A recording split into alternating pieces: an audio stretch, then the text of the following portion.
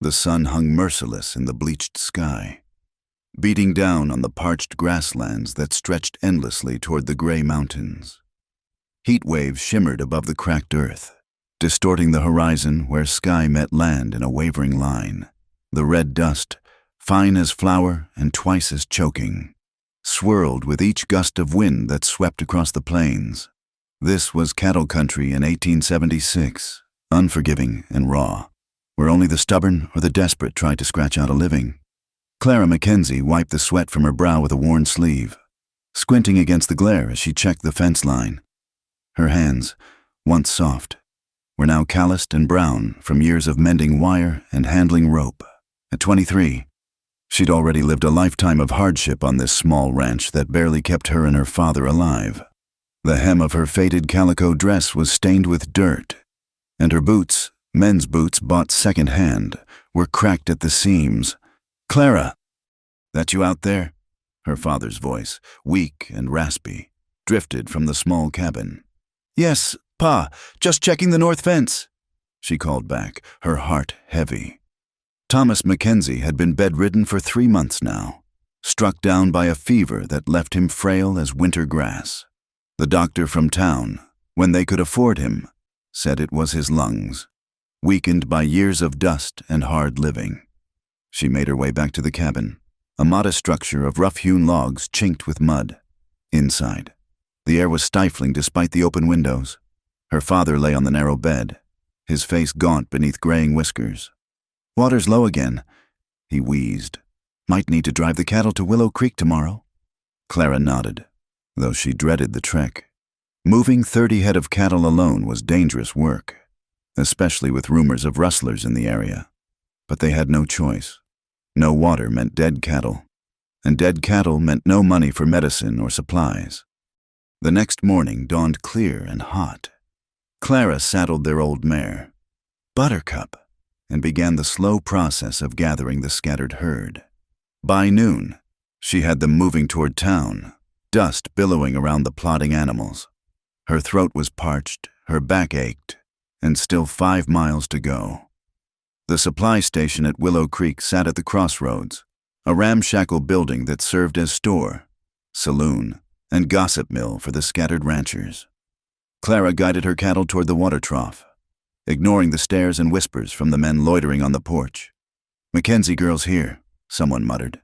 "Doing man's work again. Ain't natural," another agreed. "Girl ought to know her place." Clara's jaw tightened, but she kept her eyes forward. She'd heard worse. Being poor was bad enough. Being a woman trying to run a ranch alone was practically scandalous. The proper ladies in town, wives of merchants and larger ranchers, looked at her with a mixture of pity and disdain.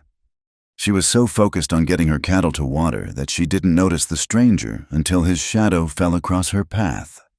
Clara looked up, and the world seemed to stop. He sat atop a magnificent black stallion, the finest horse she'd ever seen. Though his clothes were trail-worn, a dark coat dusty from travel, leather chaps scarred from use, there was something about the way he carried himself that spoke of breeding, of money. His face was lean and sun-darkened, with sharp cheekbones and eyes the color of winter sky. Dark hair curled beneath his wide-brimmed hat. Their eyes met, and Clara felt as if lightning had struck. The air between them crackled with sudden heat that had nothing to do with the sun. One heated glance set their wild bodies aflame. She could feel it in the sudden race of her pulse, the flush that swept up her neck. His eyes widened slightly, as if he felt it too, that inexplicable pull that made her forget, for just a moment, where she was and what she was doing. A steer bumped against her leg, breaking the spell. Clara stumbled, caught herself, and looked away, her hands trembling as she gripped her lasso. What was wrong with her? She'd seen handsome men before, though none quite like this, but never had a simple look affected her so profoundly. "Ma'am," his voice was deep, cultured, with a hint of an Eastern accent. He touched the brim of his hat politely. "Need any help with your herd?" "No." The word came out sharper than intended. Clara softened her tone. "Thank you, but I can manage." He studied her for a moment longer, and she had the unsettling feeling he could see right through her brave facade to the exhaustion beneath. Then he nodded and guided his horse toward the store, leaving Clara to wrestle with her cattle and her confusion. Inside, she could hear the speculation starting already. Who was the stranger? Where'd he come from? That horse alone was worth more than most folks saw in a year. She caught glimpses of him through the window as she worked, the easy way he moved, the expensive leather of his saddlebags, the way other men stepped aside when he passed. That's a fine string of cattle, Miss Mackenzie. Clara spun around. The stranger stood behind her, having approached silent as a shadow. Up close, she could see the fine lines around his eyes, the dust in the creases of his coat. He smelled of leather and horse and something else, some expensive soap or cologne that seemed impossibly out of place here. "They're not much," she said, defensive, "but they're mine." "I meant no offense." His smile was slight but genuine. "I admire anyone who can handle stock in this heat, especially alone." There it was again, that charge in the air between them. Clara felt her cheeks burn and hated herself for it. She was no simpering town girl to blush at a man's attention. "I should go," she said abruptly. "Long ride back." "Of course." He stepped aside, but not before she caught something in his expression, a flicker of disappointment, perhaps, or recognition of something he too didn't understand. Clara gathered her cattle and headed home, but she couldn't shake the feeling of those pale eyes on her back, couldn't forget the way her body had responded to his presence, as if every nerve had suddenly awakened. It frightened her, this unexpected desire. She had no room in her life for such feelings, no time for the luxury of attraction. Back at the cabin, she found her father sleeping fitfully. Clara prepared their meager supper, beans and cornbread again, and tried not to think about the stranger. But as darkness fell across the plains and the coyotes began their nightly chorus, she stood at the window and wondered who he was, where he'd come from, and why a single look from him had shaken her world so thoroughly. In town, the speculation continued late into the night. The stranger had taken a room above the saloon, paid in gold coins, and kept to himself. Some said he was a gambler fleeing debts. Others suspected he was a wealthy rancher's son looking for land, but all agreed on one thing. Trouble followed men like that. Men with secrets and money and eyes that saw too much. Clara lay in her narrow bed, listening to her father's labored breathing and the wind rattling the loose boards. She thought of blue eyes and dark hair, of the heat that had flared between them like struck tinder. Tomorrow she would rise before dawn, tend the cattle, mend the fence, and continue the endless struggle to keep the ranch alive. Tomorrow she would be practical Clara Mackenzie again, too poor and too proud to indulge in foolish dreams. But tonight, in the darkness of her room, she allowed herself to remember that moment when their eyes met and the world had tilted on its axis. One heated glance that promised things she didn't dare name, feelings she couldn't afford to have. The poor ranch girl and the rich drifter. It was like something out of the dime novels the traveling peddlers sold. Too fantastic to be real. Yet the trembling in her hands had been real. The fire in her blood had been real. And somewhere in town, perhaps the stranger lay awake too, wondering at the fierce young woman with work-worn hands and eyes that blazed with pride, who had looked at him as if she could see straight through to his soul. The wind picked up, sending dust devils dancing across the yard, and Clara finally closed her eyes. But sleep, when it came, was filled with dreams of black horses and blue eyes, of a heat that had nothing to do with the desert sun. The morning after the stranger's arrival, Willow Creek buzzed with speculation like a disturbed beehive. At Morrison's general store, Mrs. Adelaide Morrison held court behind the counter, her sharp eyes gleaming with the pleasure of fresh gossip. "James Sinclair, he signs himself," she announced to her eager audience of ranch wives. "Paid for a week's lodging up front, gold coins, mind you, not paper money." "Where's he from?" asked Mrs. Hartley, leaning forward conspiratorially. "Won't say exactly, somewhere back east, judging by his manner. But there's something." Mrs. Morrison lowered her voice dramatically. "Sarah at the saloon says he keeps to himself, barely touches his whiskey." And that horse of his? Worth more than the Mackenzies spread twice over. Speaking of the Mackenzies, Mrs. Hartley's lip curled. I saw that girl yesterday, driving cattle like a common hand. Hair loose, dress torn at the hem. It's disgraceful. Poor Thomas, another woman sighed. To see his daughter reduced to such circumstances. Though really, what can you expect? No proper woman would.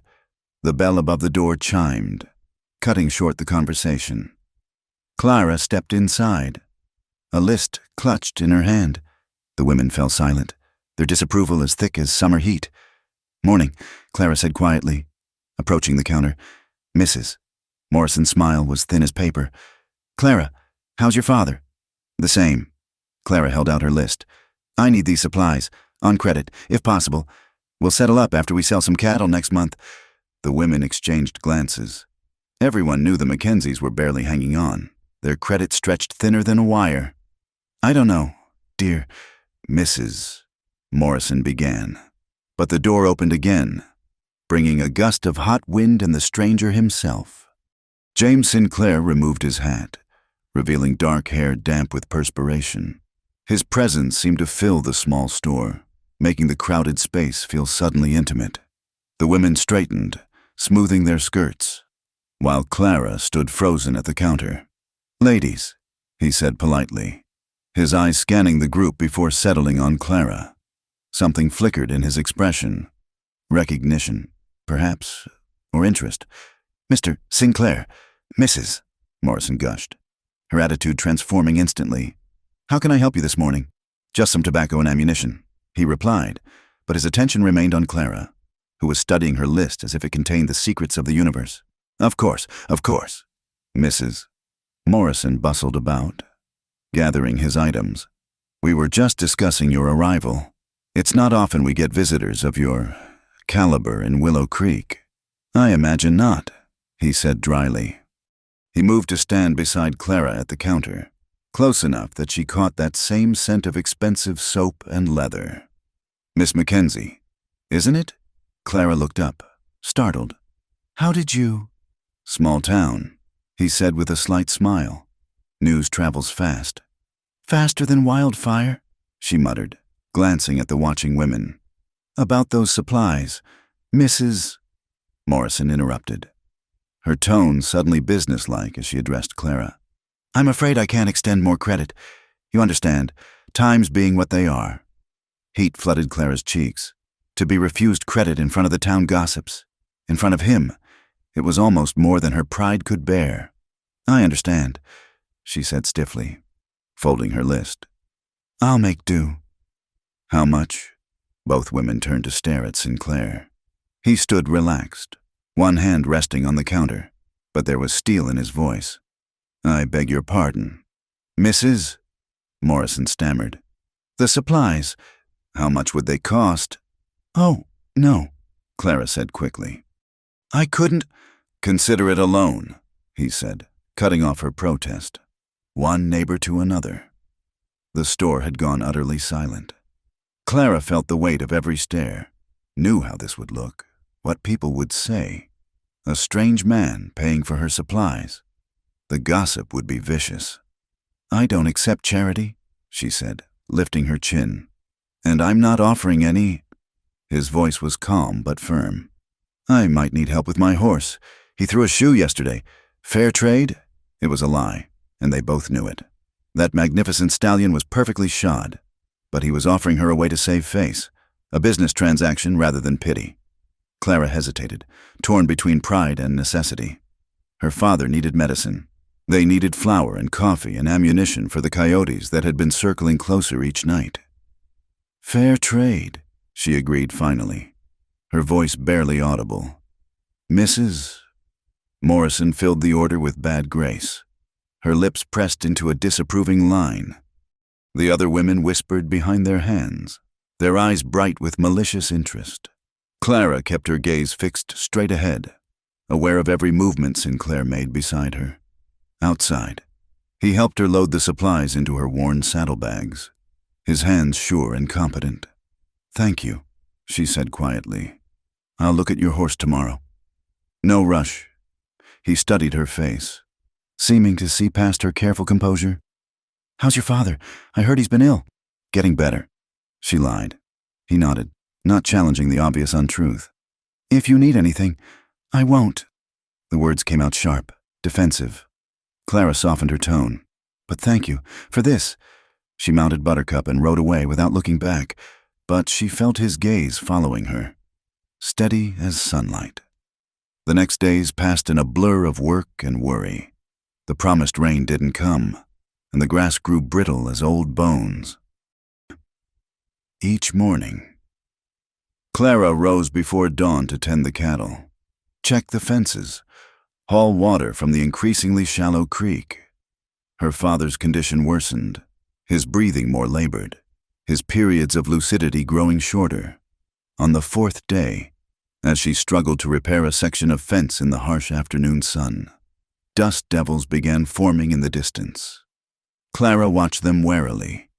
This time of year, dust devils could mean worse weather coming, the kind of sandstorms that could scatter cattle and strip paint from wood. The wind picked up, hot and gritty. Buttercup whinnied nervously, pulling at her tether.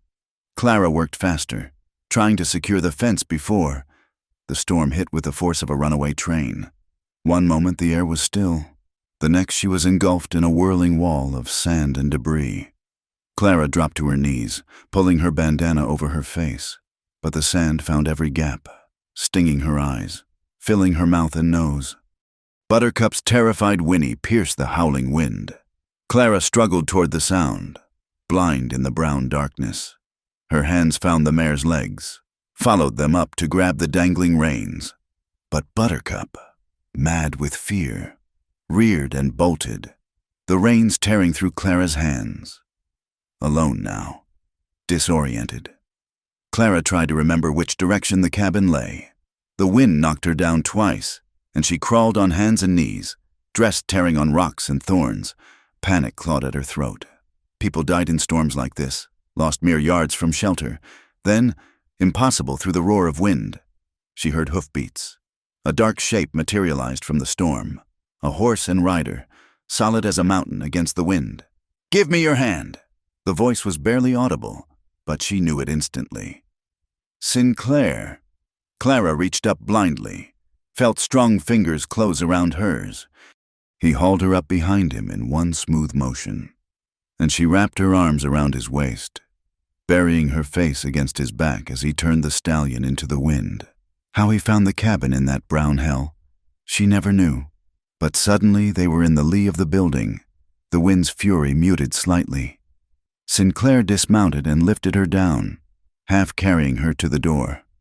Inside, Clara collapsed against the wall, coughing and gasping. Every inch of her was coated with dust. Sinclair looked scarcely better, his dark coat tan with sand, his face grimy except where his bandana had covered it. "Pa!" Clara struggled up, suddenly remembering. "I'm all right, girl." Her father's voice was weak but steady from the bed. "That you, Sinclair?" "Yes, sir." Sinclair moved to the window, peering out at the storm. "Saw the storm building from town. Figured I'd better check on folks." Clara knew it was more than that. The main ranches had plenty of hands to weather a storm. He'd come specifically here, to their small, struggling spread. "Buttercup," she said suddenly. "My horse." "She'll find shelter," Sinclair said. "Horses are smarter than people that way." The storm raged for 2 hours. Clara made coffee with their precious water, and the three of them sat in the dim cabin, listening to the wind try to tear the roof off. Sinclair told stories of storms he'd seen back east, blizzards that buried entire towns, ice storms that turned trees to crystal. His voice was calm, soothing, and Clara found herself relaxing despite everything. When he described a hurricane he'd witnessed in Charleston, gesturing to show the size of the waves, his hand accidentally brushed hers. That same lightning flashed between them, making her breath catch. Their eyes met across the small space, and she saw her own confusion mirrored in his face. The moment stretched, taut as wire, until her father coughed and broke the spell. Finally, the wind began to die. Sinclair rose, settling his hat back on his head. "I should check on your stock. I'll come with you." Clara said, Outside, the world had been rearranged. Fence posts lay scattered like matchsticks. A piece of someone's roof tin was wrapped around a cottonwood tree, but miraculously, most of the cattle had bunched together in a small canyon, instinctively finding shelter. "You'll need help fixing all this," Sinclair observed, surveying the damage. "I'll manage," Clara said automatically. He turned to her, exasperation clear on his face. "Why won't you accept help?" "Because I know what people say," she burst out. "Poor Claire Mackenzie, doing man's work, no better than she should be. And now, taking favors from a stranger, they already think—" She broke off, embarrassed by her outburst. "What do they think?" His voice was quiet, dangerous. "Nothing. It doesn't matter. It matters to you." Clara looked away, blinking hard against sudden tears. She was so tired of fighting the land, the weather, the weight of everyone's judgment.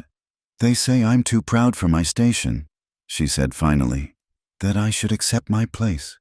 Marry Homer Briggs or one of the other town boys. Give up the ranch. Be respectable. And what do you say?"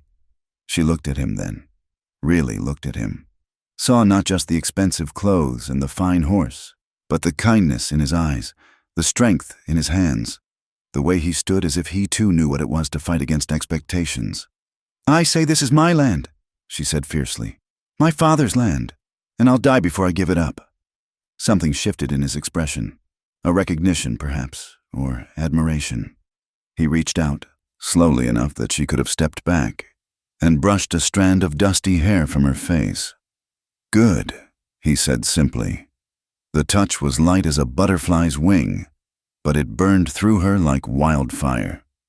Clara stood frozen, caught between wanting to lean into his hand and wanting to run. The air between them crackled with that same dangerous energy, stronger now after the shared danger of the storm. A coyote howled in the distance, breaking the moment. Sinclair dropped his hand, stepped back. "I'll send some men from town to help with the fence," he said, his voice carefully neutral. "I told you, not charity, business. I'm thinking of buying land here. I'll need good neighbors, people who know the area." He smiled slightly. "Consider it an investment in my own future." Before she could argue further, he mounted his stallion and rode away, leaving Clara standing among the wreckage of the storm, her face still burning where he'd touched her. That night, as she lay listening to the coyotes and her father's labored breathing, Clara pressed her fingers to her cheek, trying to recapture that brief touch. She was in trouble, she knew, deep trouble. Because despite every rational argument, despite the impossibility of it all, she was falling for James Sinclair, falling for a man whose secrets were as deep as his pockets, whose world was as far from hers as the stars from the earth. Poor ranch girl met a rich drifter, and one heated glance had indeed set their wild bodies aflame. But fire, Clara knew, could warm you or consume you, and she was no longer sure which fate awaited her. The truth about James Sinclair emerged slowly, like gold dust settling in a prospector's pan. It started with a letter that arrived on the morning stage, addressed in an elegant feminine hand. Sam Waters, who ran the postal desk, made sure everyone in town knew about it within the hour. "From Boston," he announced importantly at the saloon that evening. "Expensive paper, too, smelled like perfume." Sinclair, nursing a whiskey at the corner table, gave no sign he heard the speculation swirling around him. But Clara, who'd come to town for medicine, caught the tightness in his jaw, the way his fingers drummed against the scarred wood. It was 3 days later when she learned more. She'd been working since dawn, repairing the storm damage with the help of 2 Mexican hands Sinclair had hired despite her protests. The sun was brutal, and she'd paused to drink from her canteen when she heard voices from the other side of the barn. "Saw him in San Antonio last year." The speaker was Jed Hawkins, a drifter who occasionally hired on at the larger ranches. "Recognized him right off, though he was going by a different name then." "You sure it was him?" another man asked. "That horse? That way of moving?" "Yeah, I'm sure. He's William Sinclair's boy from Philadelphia. Railroad money. Big scandal about 2 years back. Something about his father's business partner. Murder, they said, though nothing was proved. Clara's hands trembled as she pressed herself against the rough boards, straining to hear. Word was young Sinclair found out his partner, man named Devereaux, was cheating his old man. Confronted him. Next morning, Devereaux was dead and Sinclair was gone. Family disowned him. Put out word he wasn't welcome in any respectable establishment back east. So he's running from the law? Nah. Like I said, nothing was proved, but sometimes a man's gotta live with what he's done, law or no law. The voices moved away, leaving Clara standing in the blazing sun, her mind reeling. Murder, scandal, a family fortune left behind. It explained so much, the expensive belongings, the cultured voice, the shadows that sometimes darkened his eyes. That evening, she found her father sitting up in bed, more alert than he'd been in weeks. The new medicine seemed to be helping, though she tried not to hope too much. "Something troubling you, girl?" he asked, studying her face. Clara busied herself with preparing supper. "Just tired. Pa, it's Sinclair, isn't it?" When she looked up, startled, he smiled slightly. "I may be sick, but I'm not blind. Seen how you two look at each other." "It's not like that," Clara protested, but the words rang hollow even to her. "Clara," his voice was gentle, "I won't be here much longer." "Don't say that. Let me finish. I won't be here much longer, and I need to know you'll be all right. That man, there's something decent in him. Whatever his past." "His past?" Clara asked carefully. Her father's eyes were knowing. "We all got pasts, girl. What matters is what a man does with his present." The next morning brought trouble of a different kind. Clara was feeding the chickens when she heard horses approaching. Many horses. Richard Thornton, who owned the largest spread in the county, rode at the head of 6 men, all armed. Miss Mackenzie. Thornton touched his hat mockingly. He was a big man, soft with good living but hard in the ways that mattered. "Come to discuss business." "We have no business." "Mr. Thornton." "Sure we do." He dismounted, his men spreading out to flank him. "Your father owes me money. $300, to be exact." Clara's stomach dropped. "That's not true. We've never borrowed from you." "Got the paper right here." He produced a document. "Your father's signature. Borrowed last year for seed and stock. Payments due." With shaking hands, Clara took the paper. It was her father's signature, or close enough to fool most people.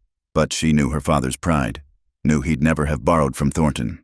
"This is forged," she said flatly. Thornton's face darkened. "Careful, girl. That's a serious accusation. As is forgery. Pay up or get out." One of Thornton's men growled. "Simple as that. We don't have $300. Clara said, though the words tasted like ashes. "Then I'll take the land." Thornton's smile was cold. "You've got a week to clear out." "You can't. I can, and I will. Unless—" He stepped closer, close enough that she could smell the tobacco on his breath. "You could be reasonable. Clara, a pretty girl like you, all alone out here, I could make things easy for you. Set you up nice in town, forget all about this debt." The implication was clear. Clara's skin crawled. But before she could respond, another voice cut through the morning air. "I believe the lady said the signature was forged." Sinclair stood at the corner of the barn, deceptively relaxed, but Clara had seen enough violence to recognize the readiness in his stance, the way his hand rested near his gun. "This ain't your business, drifter," Thornton snarled. "I'm making it my business." Sinclair moved forward, positioning himself between Clara and Thornton's men. "Show me the paper." "I don't answer to you." "No," Sinclair agreed mildly. "But you'll answer to Judge Patterson in Amarillo." "He's an old friend of my father's, very interested in land fraud cases. I hear—" The mention of his father, the admission of his identity, rippled through the group. Thornton's eyes narrowed. "Sinclair, from Philadelphia. Heard about you. Then you've heard I don't bluff." The two men stared at each other, the tension thick as smoke. Clara held her breath, acutely aware of the guns, The odds? Then Thornton laughed, an ugly sound. 1 week, he said, mounting his horse. Pay up or get out. They rode away in a cloud of dust, leaving Clara and Sinclair alone in the suddenly quiet yard. Thank you, she said after a moment.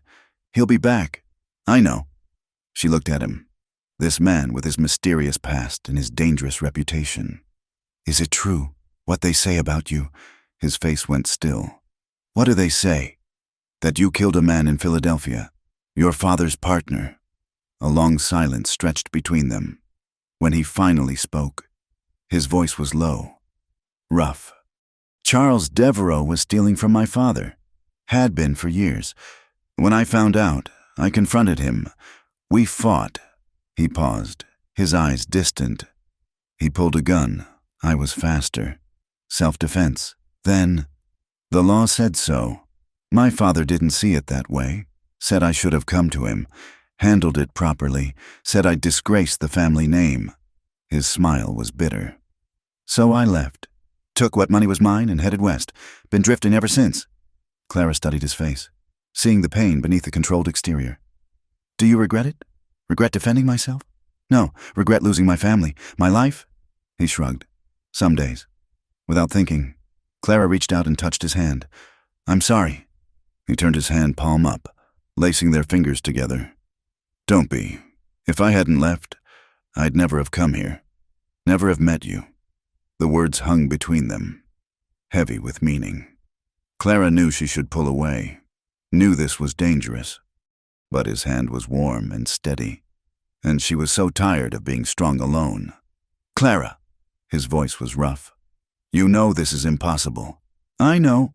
I'm trouble. Thornton's just the beginning. And you deserve better than a man with blood on his hands and nowhere to call home. Maybe I don't want what I deserve, she whispered. He moved closer, his free hand coming up to cup her cheek. You're playing with fire.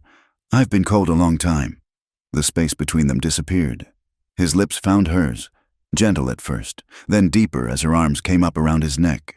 It was like the storm all over again, wild, consuming, dangerous. When they finally broke apart, both were breathing hard. Clara, he said her name like a prayer. I know, she said, pressing her fingers to his lips.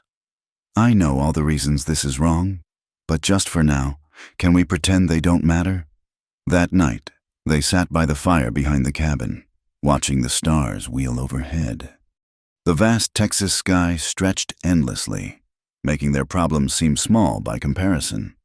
Sinclair told her about Philadelphia, the mansion on Society Hill, the balls and parties, the suffocating weight of expectations. Clara shared her own dreams, not just of saving the ranch, but of building something bigger, better. You could go back, she said at one point, make peace with your father. Maybe someday. He pulled her closer. Not yet. They talked until the moon set and the coyotes finished their nightly chorus. When Clara finally went inside, her lips still tingling from his kiss, she found her father awake. You were right, she said simply. He smiled. Usually am. About what this time? About looking at the present instead of the past. But even as she said it, Clara knew the past had a way of reaching into the present with bloody fingers. Thornton would be back. The truth about the forged document would have to be proved. And somewhere in Philadelphia, a family waited for their prodigal son. The fire between them burned bright and hot. But Clara had lived in Texas long enough to know that the brightest fires often burned out fastest. Still, as she lay down to sleep, she held tight to the memory of his kiss, his hands, the way he'd said her name. Poor ranch girl met a rich drifter, and against all odds, all reason, they were falling in love. Tomorrow would bring its troubles, it always did. But tonight, under the infinite stars, anything seemed possible. Even a future where a Philadelphia gentleman and a Texas ranch girl could build something together from the ashes of their separate pasts. The wind whispered through the grass, carrying the scent of sage and possibility. And Clara smiled as she drifted off to sleep. The desert night wrapped around them like a blanket woven from stars and silence. Clara sat beside the dying embers of their campfire, acutely aware of James beside her, his presence as tangible as the heat from the coals. They'd ridden out to check the far pastures, but both knew it was an excuse to escape the prying eyes of town. "Tell me about your mother," James said suddenly, his voice soft in the darkness. Clara drew her knees up, hugging them close. "She died when I was 12. Fever took her one winter. Pa says I look like her, but I remember her being beautiful in a way I'll never be." "You're wrong about that," he said quietly. She turned to look at him, found him watching her with an intensity that made her breath catch. The firelight played across his features, highlighting the sharp angles of his face, the fullness of his mouth. "James," she whispered, a warning and plea combined. "I know we said we'd be careful," he murmured, reaching out to tuck a strand of hair behind her ear. "But I can't seem to think straight when you're near." The space between them evaporated. His lips found hers, hungrier this time, less tentative. Clara's hands tangled in his hair as he drew her closer, the kiss deepening until the world narrowed to just this, the taste of him, the warmth of his body against hers, the way her blood seemed to sing in her veins. When they broke apart, both breathing raggedly, Clara felt as though she'd been struck by lightning. Every nerve ending was alive, aware, wanting more. "We should stop," she managed, though her body screamed in protest. "We should," he agreed, but his hands remained on her waist, his forehead resting against hers. "Clara, you have no idea what you do to me. When I saw Thornton threatening you, I wanted to—" "I know." She pressed her fingers to his lips. "But violence won't solve this." He caught her hand, pressing a kiss to her palm. "Then what will?" Before she could answer, a sound made them both freeze. Horses, approaching fast through the darkness. James was on his feet instantly, hand on his gun, pushing Clara behind him. But it wasn't Thornton's men who emerged from the shadows. It was Miguel, one of the hands from the Barton Ranch, his horse lathered with sweat. "Senor Sinclair, thank God I found you. There's trouble in town. Thornton's men set fire to the feed store. They're saying it's a warning." Clara's blood ran cold. The feed store was next to several other wooden buildings. If the fire spread. They rode hard through the night, and by the time they reached town, an orange glow lit the sky.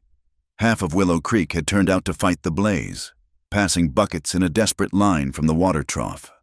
Clara joined immediately, her hands blistering from the hot metal handles. James organized the men, directing some to wet down the surrounding buildings while others attacked the fire directly. His natural authority showed through, men twice his age following his commands without question. It took 3 hours to bring the fire under control. By then, the feed store was nothing but charred timber and ash, but they'd saved the rest of the street. Clara sank onto the boardwalk, exhausted and filthy with soot. "Here." James appeared with a cup of water, his own face streaked with ash. As she drank, he examined her blistered hands with gentle fingers. "These need tending. Later." She looked around at the exhausted townspeople. "Where's Sheriff Watson?" "Conveniently absent," someone muttered, just like always when Thornton's involved.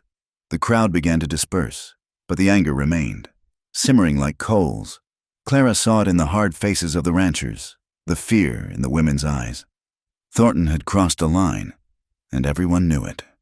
Back at the ranch, Clara found her father awake, his face grave. "Heard the bell," he said. "Fire. The feed store." Clara sank into the chair beside his bed. "Thornton's doing. Getting desperate," her father mused. "Desperate men do foolish things." James appeared in the doorway, carrying medical supplies, without asking permission. He knelt beside Clara and began treating her burned hands with surprising gentleness. "You've done this before," she observed, watching him work. "Had to learn a lot of things after I left home." His touch was careful, spreading salve on the worst burns, including how to doctor burns, set bones, dig bullets out of flesh. Speaking from experience. "Some." He wrapped clean bandages around her palms. "There, Try to keep them dry for a few days." Their eyes met and held, the air between them charged with unspoken words. Clara's father coughed diplomatically. "Sinclair, I'm grateful for what you did tonight. The whole town is—" James stood, suddenly formal. Anyone would have done the same. "No," Thomas Mackenzie said firmly. "They wouldn't, and that's the problem." The next days passed in a blur of tension. Thornton's men were seen everywhere, watching, waiting. The sheriff remained conspicuously unavailable. Clara went armed always now, her father's old Navy Colt heavy on her hip. On the fourth night after the fire, she woke to the sound of horses in the yard. Many horses. She grabbed the gun and crept to the window, her heart hammering. "Mackenzie!" Thornton's voice boomed through the darkness. "Come on out. Time to settle this." Clara started for the door, but her father's hand caught her arm. "No, not alone. Pa, you can barely stand." The door burst open, but it wasn't Thornton who entered. It was James, rifle in hand, his face set in hard lines. "How many?" he asked curtly. "Sounds like 6, maybe 7. Clara replied. "Mackenzie," Thornton called again. "You got 1 minute before we come in after you." James looked at Clara, something fierce and protective in his eyes. "Stay with your father. No matter what you hear, stay inside. Like hell." "Clara, this is my fight." She checked her gun, met his gaze squarely. "My land, my fight." For a moment, she thought he'd argue. Then he nodded, a slight smile touching his lips. Together, then, they stepped onto the porch side by side. Thornton sat his horse in the middle of the yard. His men spread in a semicircle. The moon was bright enough to see faces, to count guns. 7 against 2, Thornton sneered. "Not good odds. Sinclair, better than you think," James replied calmly. "See, your mistake was the fire. Turned the whole town against you. Even now, riders are heading to Amarillo for the federal marshal. You're bluffing." "Am I?" James smiled coldly. "Why do you think Watson's been so scarce? He knows what's coming." Clara saw doubt flicker across some of the men's faces. Thornton's hold on them was based on fear and money, not loyalty. "Doesn't matter," Thornton growled. "By the time any marshal gets here, this'll be settled." The girl's father signed that note. "The land is mine," about that note. Clara spoke up, her voice steady despite her racing heart. "Funny thing about forgeries, they never quite get the details right." She pulled a paper from her pocket. "This is a real note my father signed 2 years ago. Notice how he makes his M? Nothing like the one on your document." It was a gamble. In the moonlight, no one could really see the differences, but doubt was a powerful weapon. "You're saying I forged? I'm saying a federal marshal will be very interested in comparing the signatures." Clara interrupted. "Along with investigating that convenient fire." "Enough talk." Thornton's hand moved toward his gun. "Boys, clear them out." What happened next occurred with the peculiar slowness of violence. Clara saw Thornton's hand move, saw James step forward, shielding her, heard the crack of gunfire, felt James's body jerk against hers. "No!" The scream tore from her throat as he fell, blood spreading dark on his shirt. More shots. Clara fired without thinking, her father's training taking over. One of Thornton's men cried out, clutching his shoulder. Another wheeled his horse, fleeing into the darkness. Then, impossibly, more riders thundered into the yard, townsmen, armed and angry, led by old Judge Morrison himself. "That's enough," the judge roared. "Drop your weapons, all of you."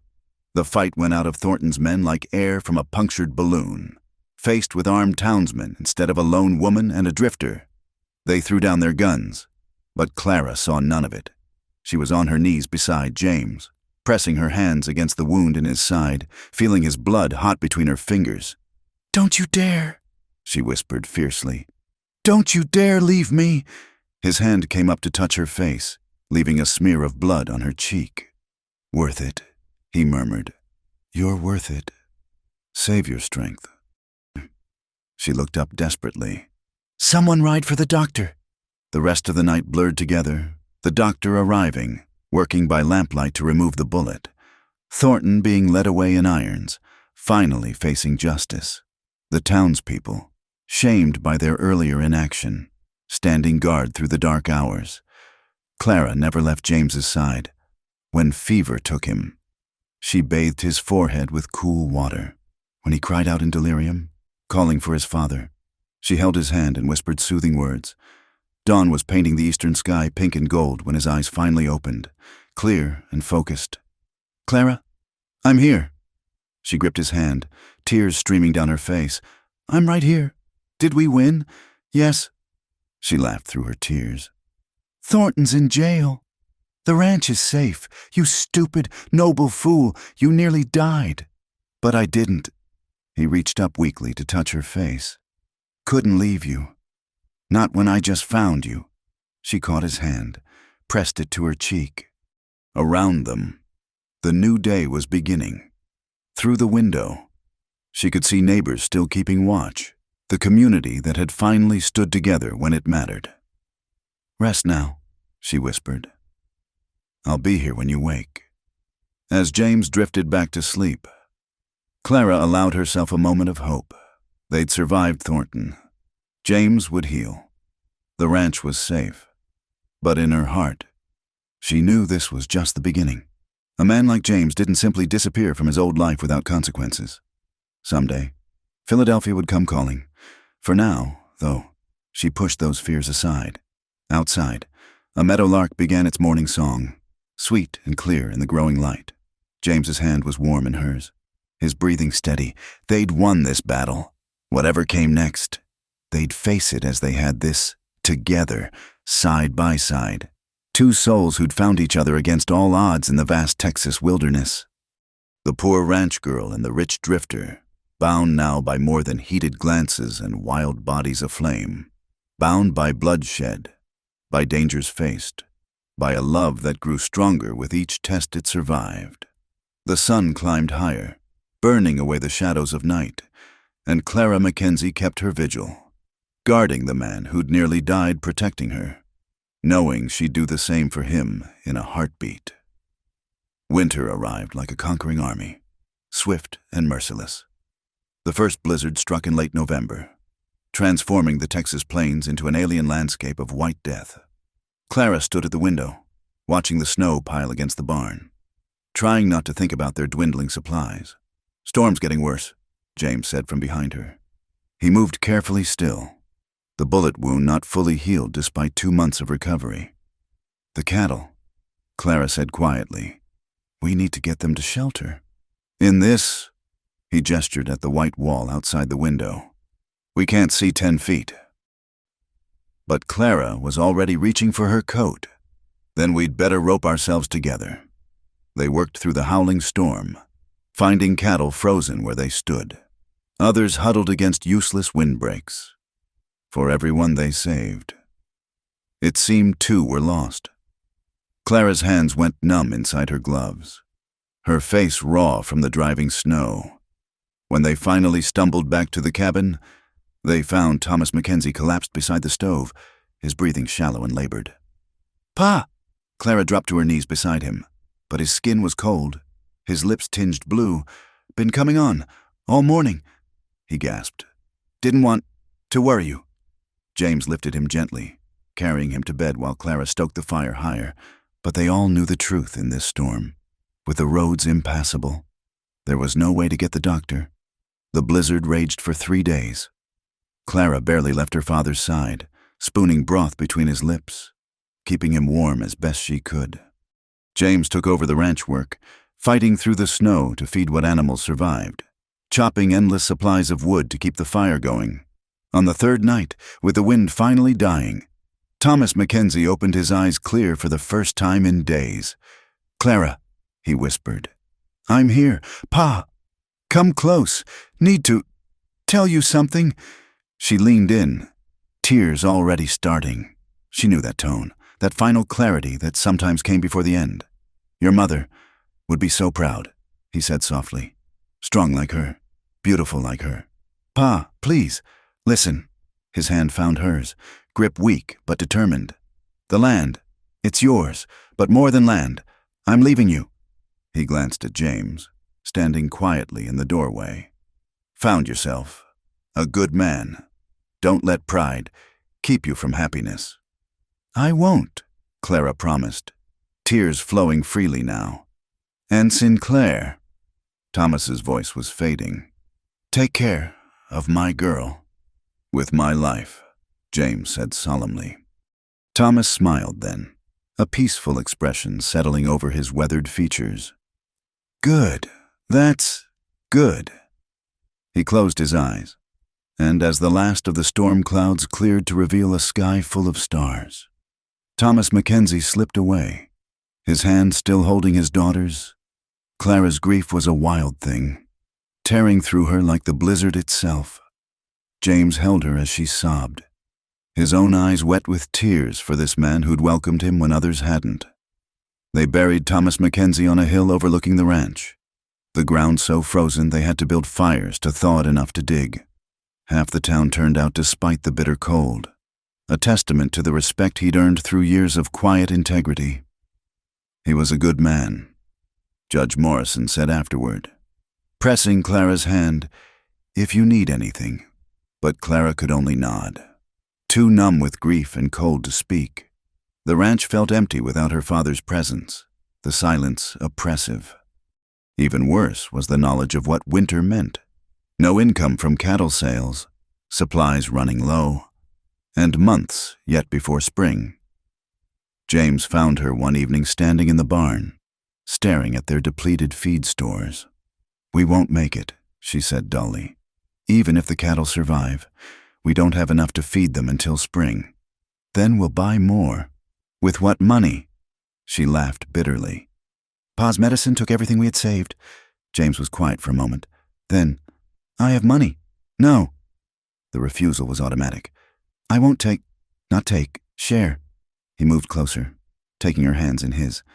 "Clara, we need to talk about something." She looked up at him, seeing the serious set of his face. "I've been writing to my father," he said slowly. "Started a month ago. He wants me to come home." The words hit Clara like a physical blow. "Oh, he's willing to forgive everything. Welcome me back. There's even talk of a position in the family business.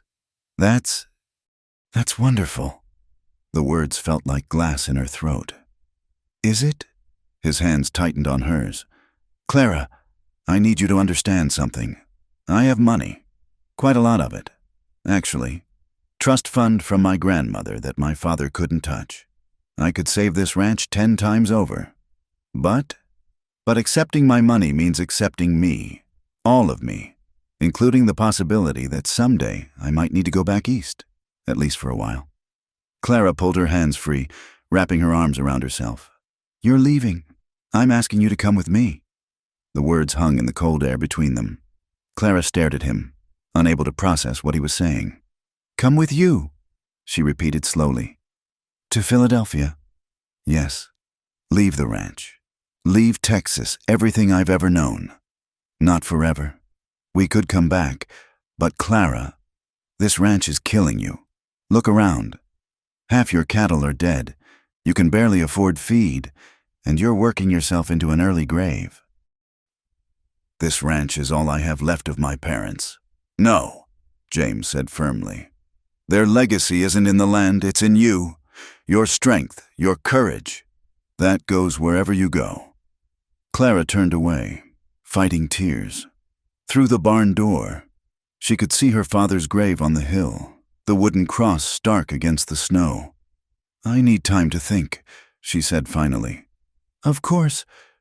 But that night, as she lay in her cold bed listening to the wind howl, Clara knew she was fighting a losing battle on all fronts. The ranch was failing, her body was exhausted, and her heart was already lost to a man whose world was so different from hers. The next morning brought a new crisis. During the night, the roof of the barn had partially collapsed under the weight of snow. They lost 6 more cattle and most of their remaining feed. Clara stood in the wreckage, finally broken. When James found her, she was sitting in the snow, shoulders shaking with silent sobs. "It's over," she whispered. I can't do this anymore." He knelt beside her, gathering her into his arms. "Then let me help. Please, Clara, let me help you save what we can and build something new. Your money. Our money. If you'll have me." He pulled back to look at her face. "Clara Mackenzie, I'm asking you to marry me. Here, now, in the middle of this disaster, because I love you, and I want to face whatever comes next together." Clara stared at him, this man who'd walked into her life like a dust devil and changed everything. She thought of her father's words, about not letting pride keep her from happiness. "You really want to marry a poor ranch girl?" she asked, half laughing, half crying. "I want to marry the bravest woman I've ever met," he corrected. "Who happens to own a ranch that we're going to rebuild together? And Philadelphia? Can wait, or maybe we'll bring a little Texas to Philadelphia. Shake up all those society matrons." Despite everything, Clara found herself smiling. That would be something to see. Is that a yes? She looked around at the ruined barn, the frozen land, the grave on the hill. Then at James, waiting patiently for her answer. Love clear in his eyes despite the cold and the hardship and the uncertain future. "Yes," she said simply. He kissed her then, there in the snow and wreckage. And for a moment the cold didn't matter. When they broke apart, both were smiling through their tears. "We'll need to sell some cattle for ready money," James said, already planning. "Fix the barn before the next storm. I can wire for funds from my trust." "James," Clara interrupted. "What? We're standing in a collapsed barn in the middle of winter. And you just proposed. Maybe the planning can wait 5 minutes?" He laughed, pulling her close again. "You're right, as always." They stood together in the ruins of the old life, ready to build something new. It wouldn't be easy. Clara knew that. There would be talk about her marrying for money, about James lowering himself. There would be challenges in merging their two worlds. But as the weak winter sun broke through the clouds, warming their faces just a little, Clara felt something she hadn't experienced in months. Hope. The poor ranch girl had met a rich drifter, and against all odds, they'd found love in the harsh Texas wilderness. Now, with winter trying to break them, they'd chosen to stand together instead of falling apart. "Come on," James said finally, brushing snow from her hair. "Let's get inside before we freeze. We have a wedding to plan and a ranch to save." "In that order?" "Definitely in that order. I'm not spending another night wondering if you'll still be here in the morning." Clara smiled, taking his offered hand. "No more wondering," she promised. "I'm not going anywhere." Together, they walked back to the cabin, leaving the ruined barn behind. There would be time to rebuild, to make plans, to merge their separate lives into one shared future. But for now, it was enough to be together, warm and alive despite winter's best efforts to break them. The blizzard had taken much, but it had also stripped away the last barriers between them. In the crucible of loss and cold and near disaster, their love had been tested and proved true. And somewhere, Clara thought, her father was smiling. The wedding was a simple affair, held in the small church 3 days after James proposed. Clara wore her mother's dress, carefully preserved but yellowed with age, while James managed to look dignified despite his still healing wounds. Judge Morrison officiated, and half the town crowded into the pews, curious to see the poor Mackenzie girl marry the mysterious Eastern gentleman. "Do you, James William Sinclair, take this woman?" The judge began, but Clara barely heard the words. She was lost in James's eyes, in the warmth of his hands holding hers, in the impossible reality that this was happening, when they kissed as husband and wife. Someone in the back whistled appreciatively, breaking the solemn moment and making everyone laugh, even stern misses. Morrison was seen dabbing at her eyes with a handkerchief, but their joy was short-lived. That very evening, as they returned to the ranch, they found devastation waiting. The remaining cattle were scattered, many shot dead where they stood. The rebuilt fence was torn down and painted on the side of the barn in red letters, "Blood money won't save you. Thornton's men, James said grimly, examining the damage, though Thornton himself was in jail awaiting trial. His influence still reached far. They killed them for spite, Clara said, kneeling beside a dead calf. Just for spite. That night, as they sat planning their next move, horses thundered into the yard. Clara grabbed her rifle, but James put a hand on her arm. Too many, he said quietly. And listen, they're not trying to hide their approach. A voice called from outside. Sinclair, we know you're in there. Come out and talk like civilized men. Clara recognized the voice. Jack Thornton, Richard's eldest son. College-educated, smooth-talking, and twice as dangerous as his father. What do you want? James called back. Just a conversation about the future. Against Clara's protests. James stepped onto the porch. Jack Thornton sat his horse like a prince, surrounded by 8 armed men. He was everything his father wasn't. Refined, well-dressed, intelligent. Congratulations on your marriage, Jack said with mock politeness. Though I must say, you could have done better than a dirt farmer's daughter. State your business, James said coldly. Simple. You testified against my father. That has consequences. Your father broke the law. Perhaps, but family is family. Jack leaned forward in his saddle. Here's my offer. You and your bride leave Texas. Tonight, I'll even buy this worthless piece of dirt for, say, $500. Enough to get you started somewhere else. Not interested. Jack's smile was sharp as a blade. Then we'll do this the hard way. You can't watch everywhere at once. Sinclair, accidents happen. Barns burn. Sometimes people get caught in the flames. Is that a threat? It's a promise. Jack wheeled his horse around. You've got 1 week to reconsider. After that, well, I'd hate for your new bride to become a widow so soon. They rode off in a cloud of dust, leaving James and Clara standing in the doorway. We need help, Clara said quietly. I know. James's face was hard. Time to call in some favors. The next morning, he rode to town to send telegrams while Clara began the heartbreaking task of dealing with the dead cattle. By afternoon, she was exhausted, covered in blood and dirt, when she heard approaching horses. But this time, it wasn't enemies. 3 men rode into the yard, trail-worn but alert. Clara recognized the type immediately. Professionals. Men who lived by their guns but within the law, mostly. Mrs. Sinclair, the leader, a graying man with sharp eyes, touched his hat. Name's Tom Garrett. Your husband hired us. Hired guns, Clara said flatly. Security consultants, Garrett corrected with a slight smile. We specialize in protecting property from those who take it illegally. All perfectly legal. How perfectly? Perfect enough. Where do you want us? Over the next days, the ranch became an armed camp. Garrett's men were efficient, professional, and surprisingly courteous. They repaired fences, helped with the surviving cattle, and kept watch in shifts. Their presence alone seemed to deter immediate trouble, but Clara knew it was only a matter of time. The attack came on a moonless night. Clara woke to the sound of gunfire, grabbed her rifle, and found chaos in the yard. Muzzle flashes lit the darkness like deadly fireflies.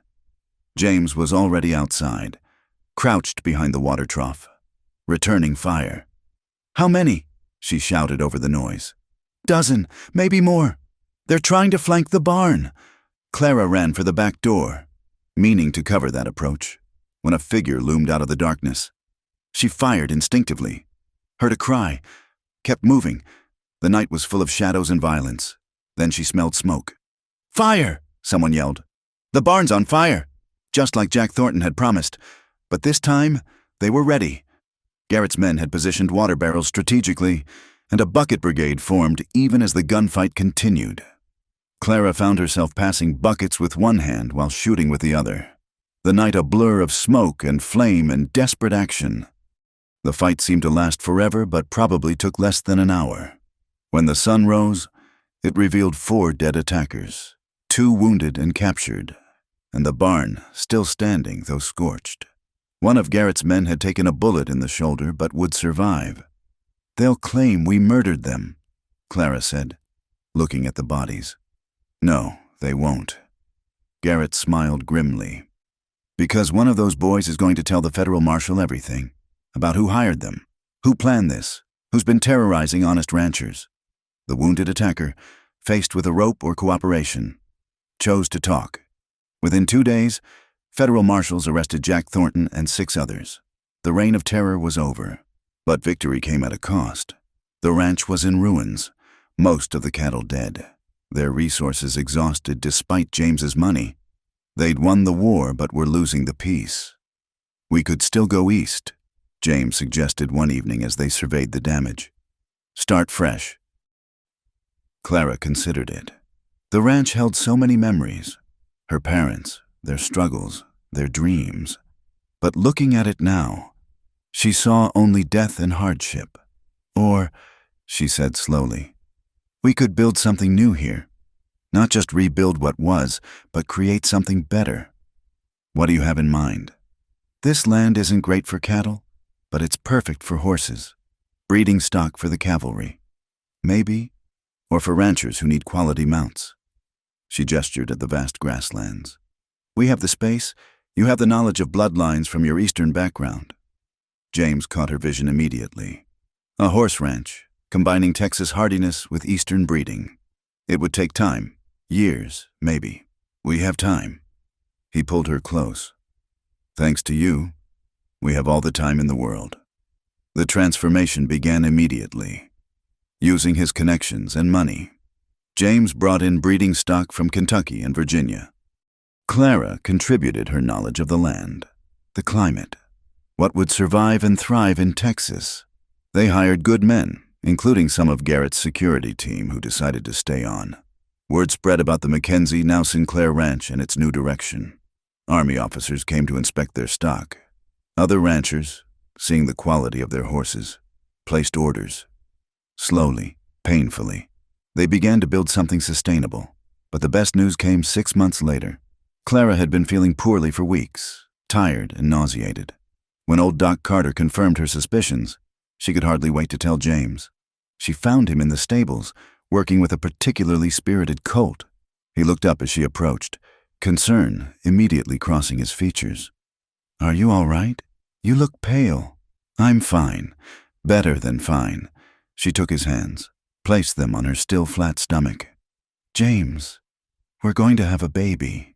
The joy that lit his face was like sunrise after a long night. He lifted her off her feet, spinning her around before remembering her condition and setting her down gently. "A baby," he repeated in wonder. "Our child." "Due in winter," she said. "I know the timing isn't ideal. The timing is perfect." He kissed her soundly. "Everything about you is perfect." That evening, they sat on the porch watching the sunset paint the sky in shades of rose and gold. The ranch spread before them, not the struggling cattle operation it had been, but something new, something theirs. In the pastures, mares grazed with their foals, the future of their dreams taking shape on 4 legs. "No regrets?" James asked, his hand resting protectively on her stomach. "None," Clara said firmly. "You? Only one. What's that?" "That your father isn't here to see this, to see what we've built, to know about the baby." Clara's eyes misted. "He knows, somehow. I'm sure he knows." A cool breeze stirred, unusual for the season, carrying the scent of rain. The drought was breaking at last, bringing the promise of green grass and full water tanks. "Poor ranch girl met a rich drifter," Clara murmured, echoing the words that had once seemed like a curse. "And look what came of it," James finished. "A love story for the ages." She laughed, leaning into his warmth. "A violent, difficult, improbable love story. The best kind." As darkness gathered, bringing with it the songs of night birds and the distant howl of coyotes, they remained on the porch, planning their future. There would be more challenges. There always were in this hard land. But they would face them together, bound by love tested in fire and strengthened by shared trials. The poor ranch girl and the rich drifter had become something neither could have imagined. Partners in every sense, building a legacy that would outlast them both.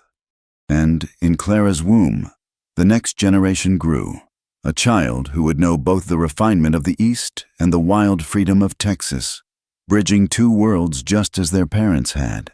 The stars came out one by one, diamonds scattered across the vast Texas sky, bearing witness to their unlikely happy ending. Or perhaps, Clara thought as James's arms tightened around her, it was really just the beginning.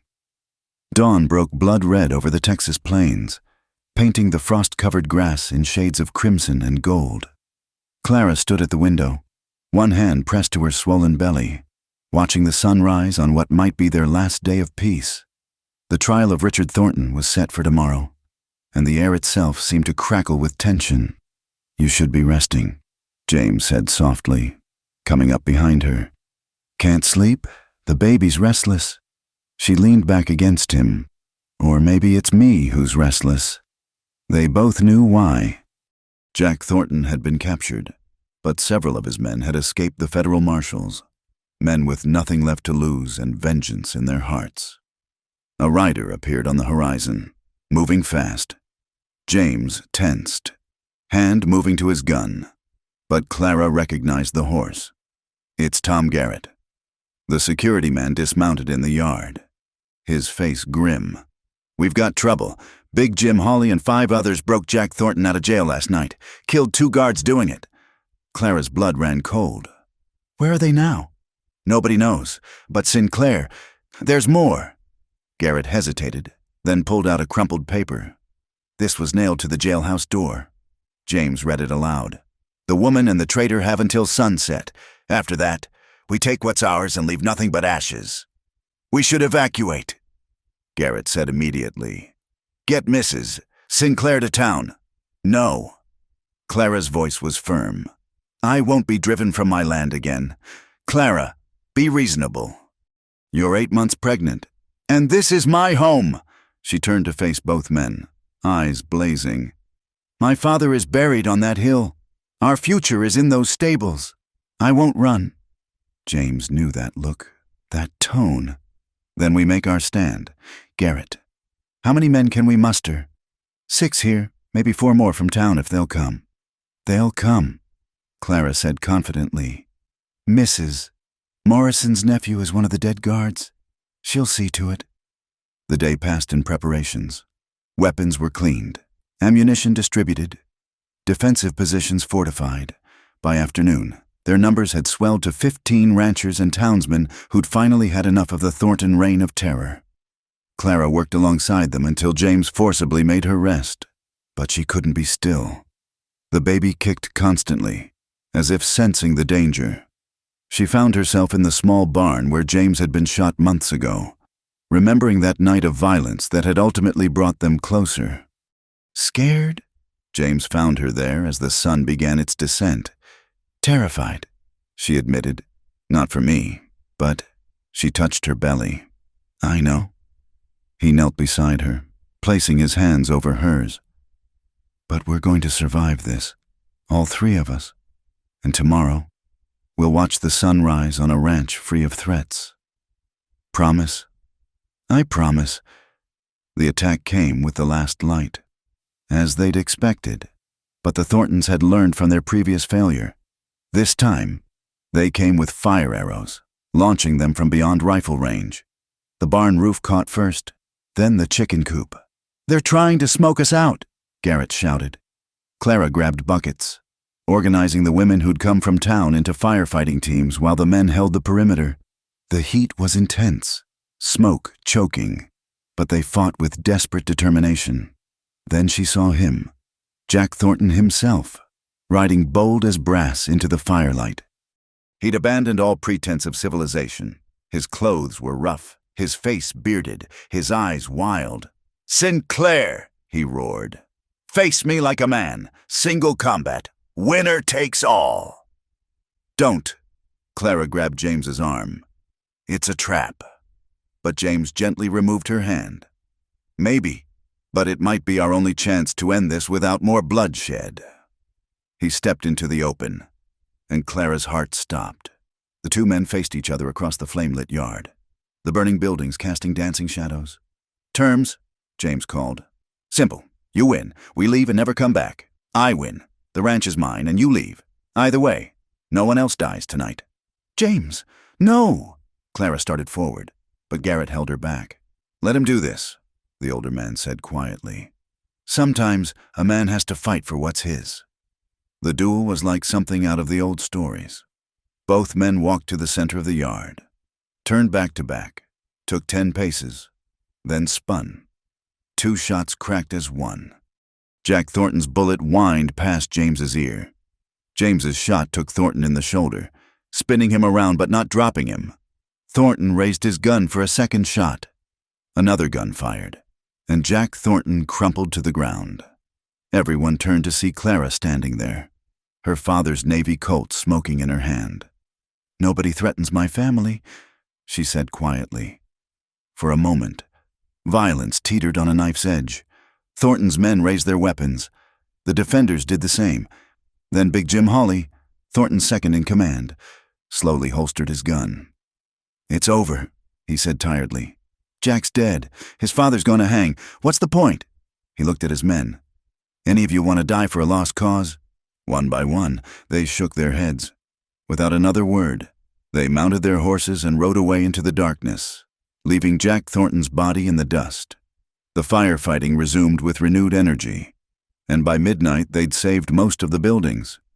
As the last flames died, a soft rain began to fall, the first in months.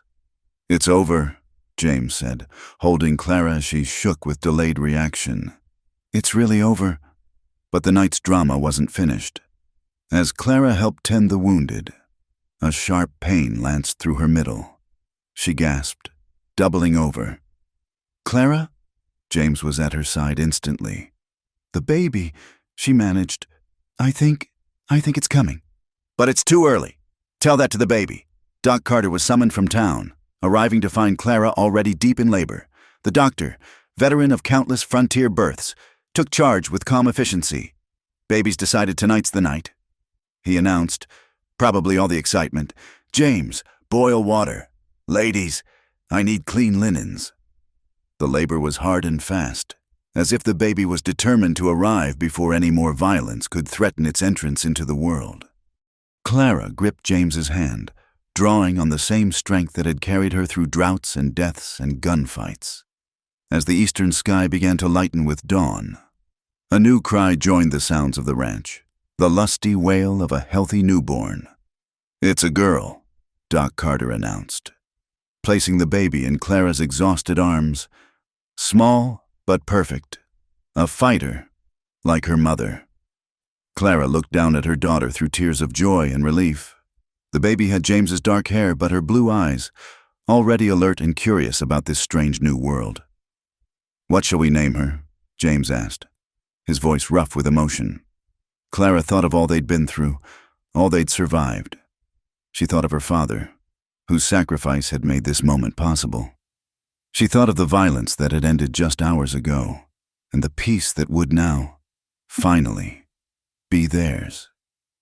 "Hope," she said softly. "Hope Elizabeth Sinclair, because that's what she represents. Hope for the future." James kissed both his girls gently. Perfect. As the sun climbed higher, revealing the damage from the night's battle, neighbors began arriving. Some came to help with repairs, others simply to see the baby who'd chosen such a dramatic moment to arrive. Even stern Mrs. Morrison cooed over little Hope, born in fire and storm. The older woman said, "She'll be a force to reckon with."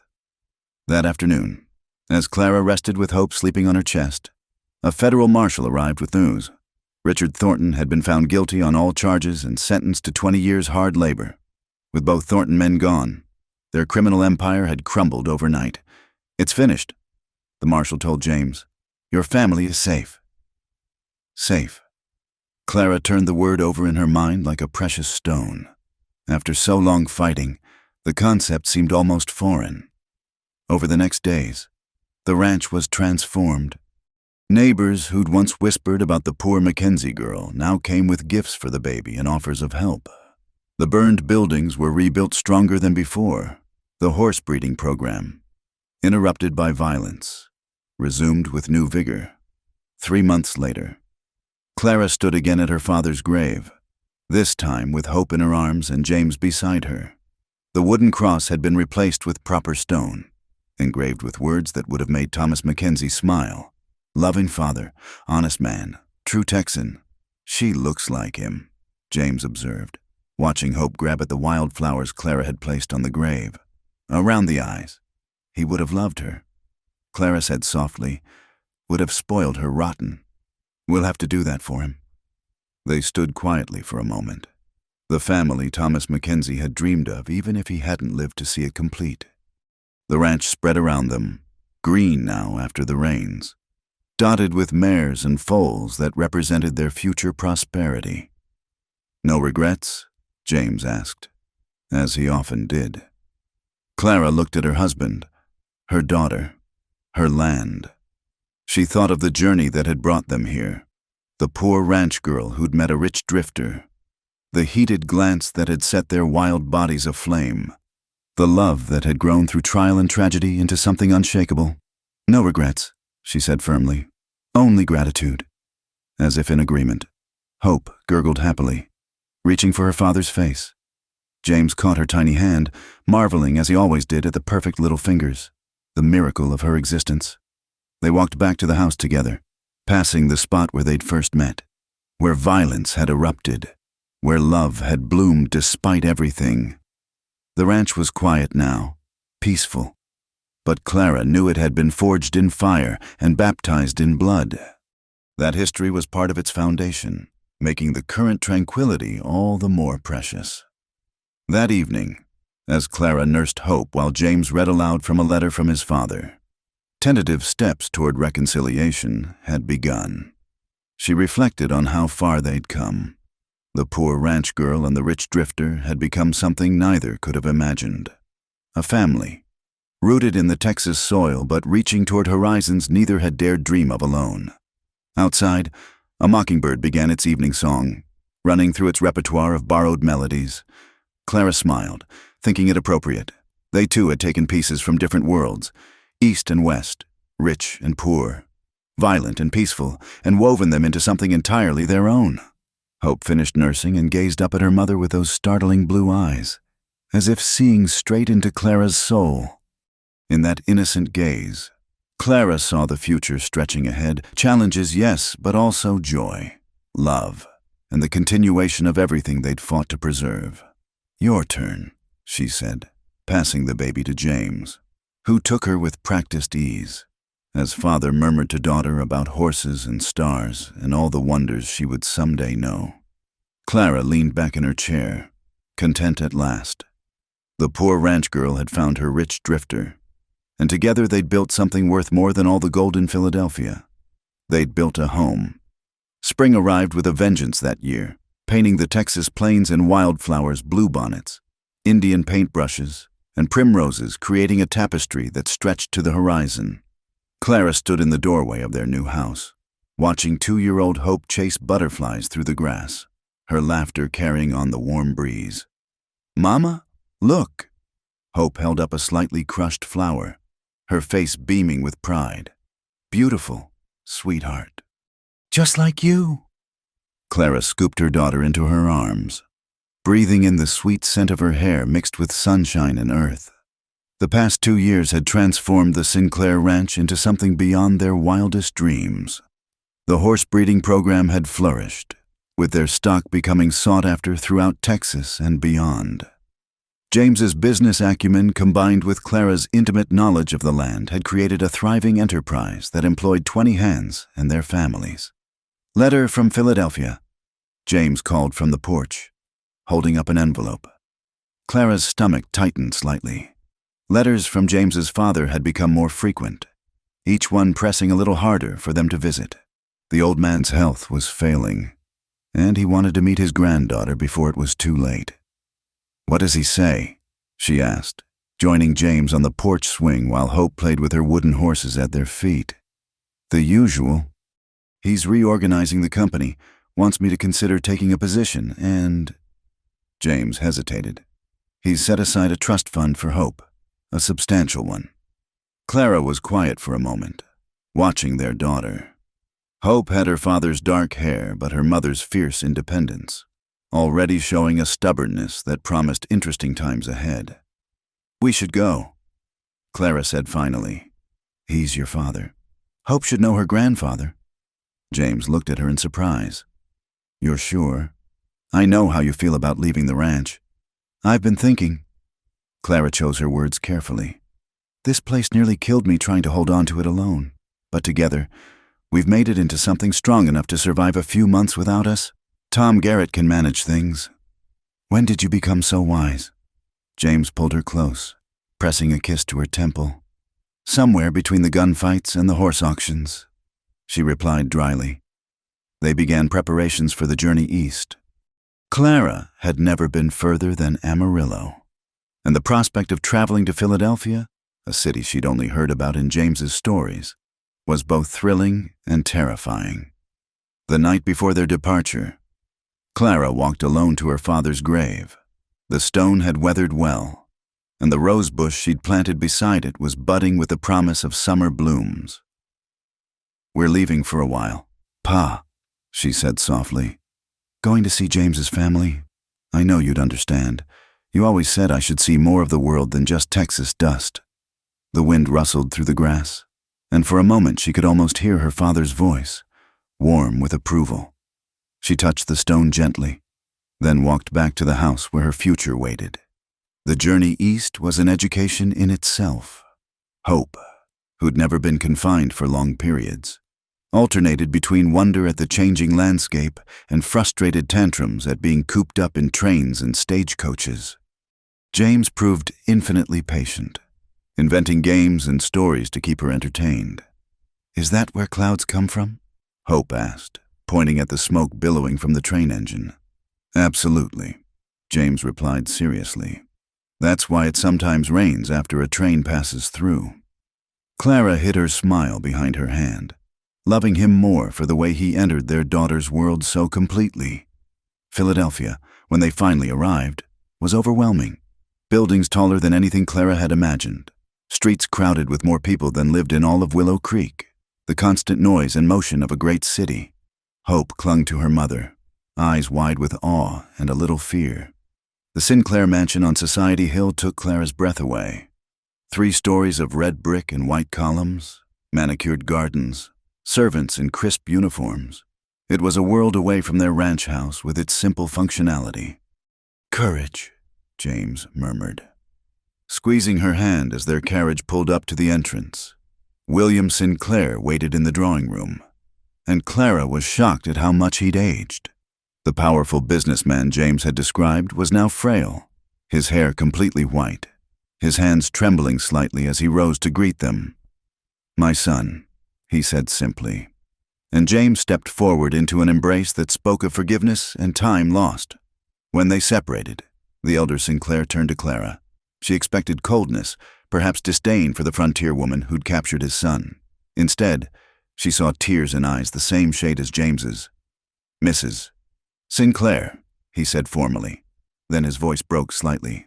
"My daughter, thank you for bringing him home." "And this," James said, lifting Hope, who'd been hiding behind Clara's skirts, "is your granddaughter. Hope, say hello to grandfather." Hope, suddenly shy, buried her face in James's shoulder. But William Sinclair was patient, producing a beautifully carved wooden horse from his pocket. "I heard you like horses," he said gently. That broke the ice. Within an hour, Hope was chattering away to her grandfather about the ranch, her pony, and the baby rabbits she'd found in the barn. William listened with complete attention, his face transformed by joy. Over the following weeks, Clara found herself navigating Philadelphia society with the same determination she'd once applied to breaking horses. The ladies who'd initially looked down their noses at her Western ways gradually warmed to her straightforward manner and obvious refinement of character, if not of birth. "You must have been terrified, Mrs." Astor commented after Clara had been pressed to share the story of the Thornton siege. All those violent men, and you pregnant besides. Fear is a luxury when you're defending your home. Clara replied simply, "You do what needs doing."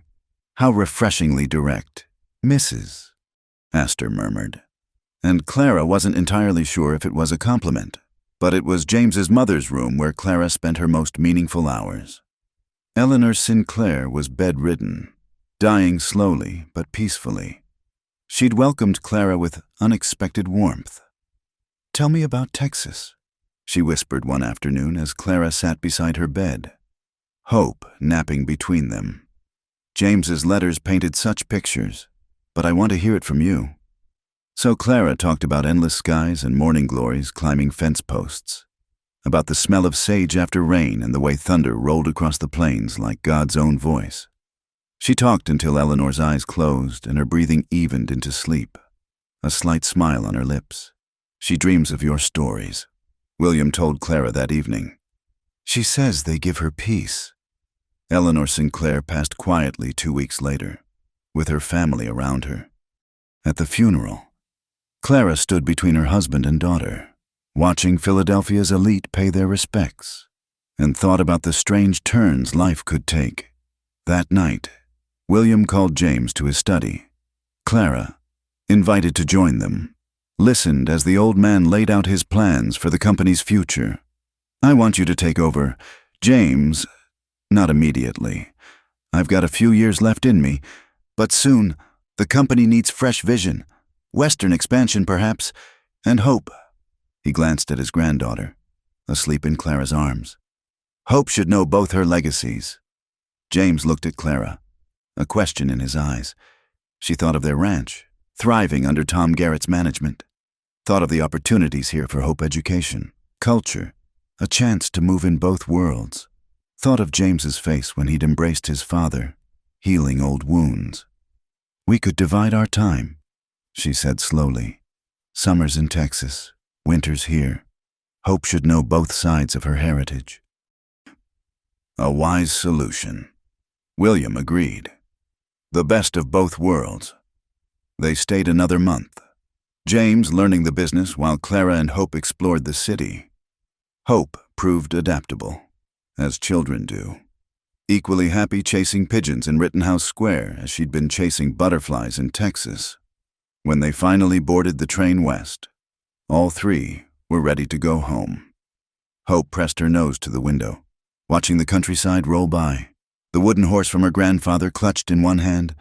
"Will we come back?" she asked. "Sometimes," Clara promised. "But Texas is our home." "Good," Hope said decisively. "Grandfather can visit us and see real horses." The journey home seemed shorter, perhaps because they knew what waited at the end.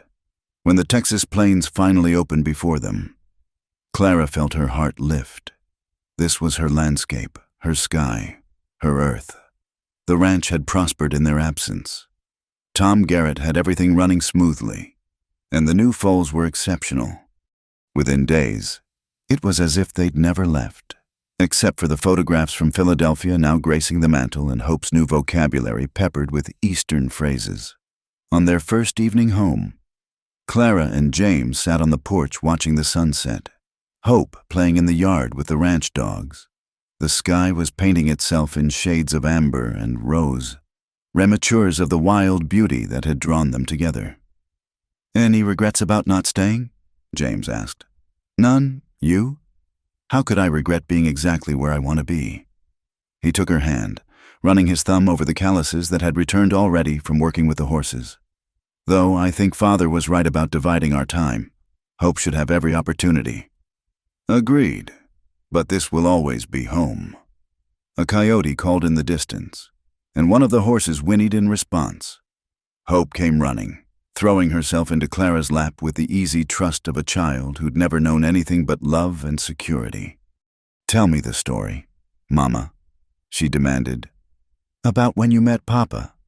Clara smiled, settling Hope more comfortably. "Well, it was a hot day, and I was driving cattle to water." As she told the familiar tale, editing out the violence and heartbreak, leaving only the romance of two souls finding each other against all odds. Clara marveled at how it had all turned out. The poor ranch girl had met her rich drifter. One heated glance had indeed set their wild bodies aflame, and from that spark had come all this: a thriving ranch, a precious daughter, a love that had survived every test. The stars came out one by one as the story wound to its close. Hope drowsing against her mother's chest. James carried her to bed, then returned to sit beside Clara as the night sounds began, crickets and night birds and the distant yip of coyotes. "What are you thinking?" he asked, seeing her contemplative mood. "About circles," Clara said. "How we've come full circle from that first day at the water station. But everything's changed. We're different people now. Better people, I think. Definitely better. Although," she grinned at him, "I do sometimes miss the excitement of those early days. The danger, the uncertainty. Clara Sinclair, are you saying you miss being shot at? Maybe just a little." She laughed. "Don't worry. I'm not planning to start any gunfights. I'm perfectly content with our peaceful life." "Good, because I'm rather attached to it myself. To you. To all of this."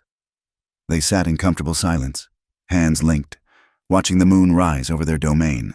Tomorrow would bring its own challenges: horses to train, deals to negotiate, a daughter to raise with roots in two worlds. But tonight, there was peace. The poor ranch girl and the rich drifter had written their own story, one that no dime novel could have imagined. It had been written in courage and conflict, in blood and tears, but ultimately in love. The kind of love that could bridge any distance, survive any trial, and create from two separate lives one shared future. As they finally went inside, Clara paused to look back at the moonlit ranch. Somewhere in the silver shadows, she could almost see them, the desperate girl and the mysterious stranger who'd met that fateful day. One heated glance had set everything in motion, and here, now, was the beautiful result. "Coming to bed?" James called softly. "Yes," Clara said, closing the door on the night. "I'm coming home." Thank you for listening to this tale from the Wild West, where love bloomed against all odds on the harsh Texas frontier. I hope Clara and James's story touched your heart as much as it touched mine in the telling. I'd love to know where in the world you're enjoying this story. Please share in the comments below. Don't forget to subscribe to From Wild West channel for more tales of courage, romance, and adventure from America's legendary frontier. What did you think of Clara's journey from struggling ranch girl to a woman who bridged two worlds? Share your thoughts. I read every comment and love hearing from you all. Until next time, partners.